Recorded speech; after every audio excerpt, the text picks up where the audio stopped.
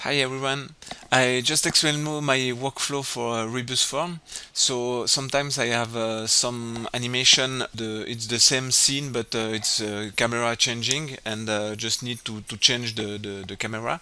So also sometimes when I use a CAD file to use with Modo, it's really slow. So to avoid some slowing effect, I just create this layout without a 3D viewport, so it allows to really load some EV scene without waiting some time. So now I just load the scene. I need to change the camera.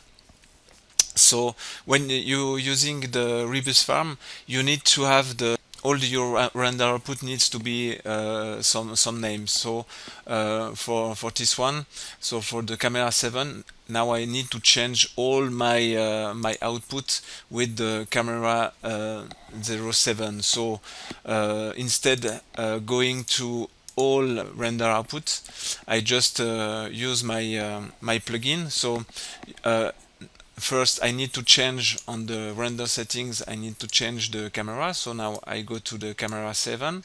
Just need to open my render output manager and just take the update scene camera pass output. So I don't need to set all information because it's already saved on the scene. So I just need to update, and it tells me if I want to update the folder structure. I'll say yes. And now if I look, all my camera has been changed, all my name with the new camera has been changed. So just now I just need to save the file and send to the RebusFarm. So just save that, and now I can launch the RebusFarm, and it just tell me it's camera 07 tac, and I can upload.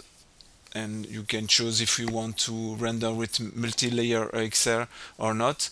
I use them, but even you use the multi-layer XR, you need to change all your files. So it takes the first one for the naming of the scene, of the file. So yeah. So yeah, it's just that. So maybe help someone. And have a nice day. Thank you. Bye bye.